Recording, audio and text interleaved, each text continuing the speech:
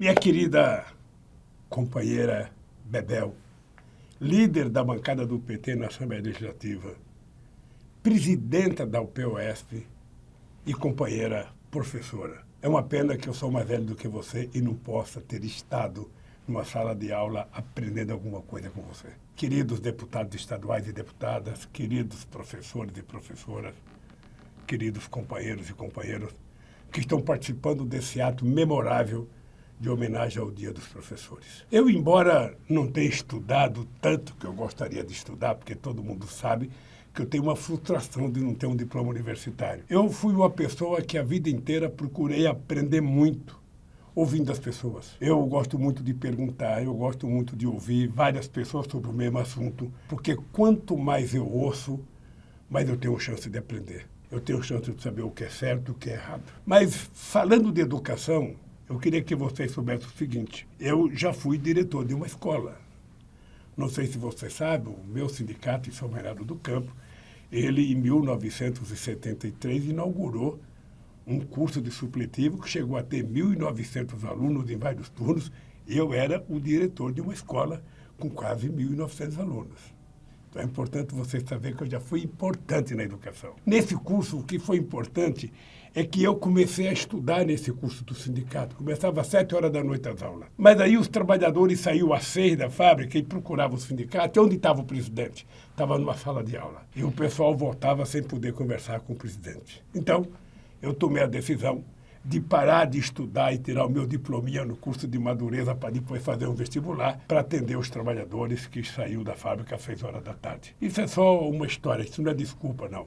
Porque eu poderia ter continuado estudando e tentar marcar um outro jeito de conversar com os trabalhadores. Mas eu quero dizer para vocês que foi com muita alegria que nós criamos essa escola formou muita gente. Chegou um momento que eu resolvi parar de fazer curso de madureza porque estava uma contradição na categoria. A gente estava formando as pessoas para deixarem a categoria e para aprender outra profissão. E eu entendi que era preciso a gente formar os metalúrgicos, aprimorá-los profissionalmente para eles poderem ganhar mais dinheiro e ter mais chance de arrumar emprego na própria categoria. E aí, nós então terminamos o curso de madureza, fizemos um convênio com outras escolas e criamos um curso do Senai para formar matemática, desenho, um monte de coisa que estava intimamente ligado ao trabalho dos trabalhadores dentro das fábricas. Mas essa é uma história.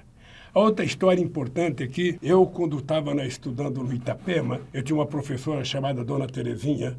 Quando a minha mãe disse que ia para São Paulo, essa professora queria que eu ficasse lá, que ela cuidava de mim. Mas aí a Dona Lindu não deixou e eu não fiquei com a Dona Terezinha. E eu lembro que nessa escola teve um ano muito importante, que foi o ano da minha despedida, que eu vinha para São Paulo. E eu chorei muito porque eu não queria sair da escola, porque eu gostava da professora. Em São Paulo eu fui morar na Vila Carioca e fui estudar numa escola que tinha uma professora fantástica chamada Dona Zoraide. Essa professora, na verdade, ela cuidou daquilo que eu aprendi no ensino primário durante 2 anos e meio, e eu nunca esqueci do nome da Dona Zoraide, porque ela foi muito importante na minha vida. Eu estou dizendo isso porque é um Dia dos Professores e vocês poderiam estar ouvindo uma pessoa, sabe, com muitos diplomas, com muitos cursos formados, melhor do que eu e falando melhor do que eu. Mas eu duvido que tenha alguém que tenha mais sentimento da importância de um professor e de uma professora do que eu tenho. Eu sentia tanta necessidade de estudar. E eu achava tão importante as pessoas de estudarem que eu sou o único presidente da República que governou o Brasil até agora que não tem diploma universitário e vou passar para a história como o presidente que mais fez universidade na história desse país, que mais colocou estudantes para fazer universidade e que, junto com a presidenta Dilma, mais fizemos escolas técnicas nesse país.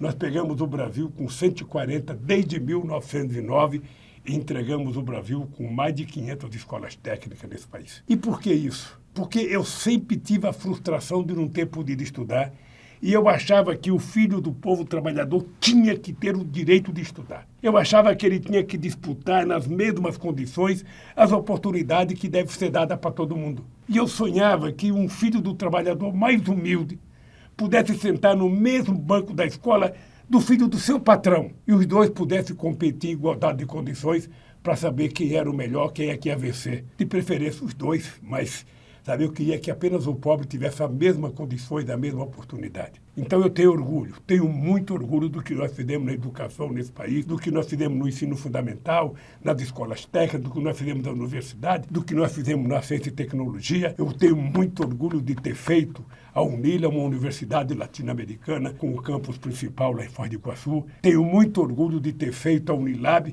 uma universidade afro-brasileira que tem uma sede em Redenção, no Ceará, que teve a primeira libertação dos escravos, e outra em São Francisco do Conde, na Bahia, que é uma cidade tipicamente negra. Eu tenho orgulho de ter fundado essas escolas, tenho orgulho de ter fundado uma universidade à distância em Moçambique. Eu acho que não está funcionando mais, mas eu tenho orgulho de compreender que sem o aprendizado, a gente tem que lembrar que não existe aprendizado na escola se não tiver um professor ou uma professora. Por isso que eu acho que a profissão de professor, a arte, na verdade não é profissão, é uma arte.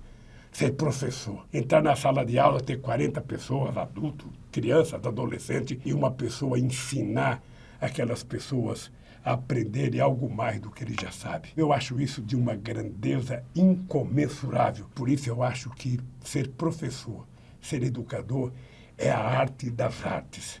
É a profissão das profissões. É a coisa mais importante que um país tem que ter. É a qualidade dos seus professores. Por isso, queridas professoras, queridos professores, meus parabéns. Que a gente possa, quem sabe, o ano que vem, ao comemorar o Dia dos Professores, a situação esteja melhor. Quem sabe a pandemia já tenha acabado. Quem sabe vocês já voltaram para a sala de aula.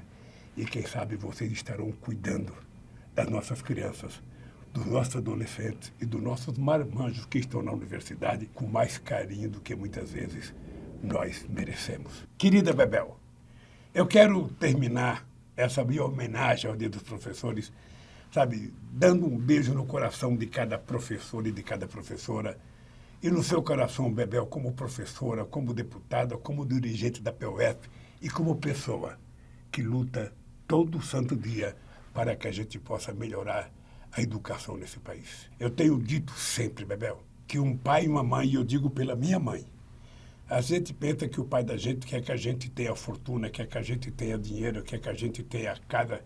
O maior legado que um pai ou uma mãe querem deixar por filho é a educação. A educação é a certeza de que as pessoas vão vencer na vida. Por isso, parabéns. Parabéns de coração a cada professor e a cada professora.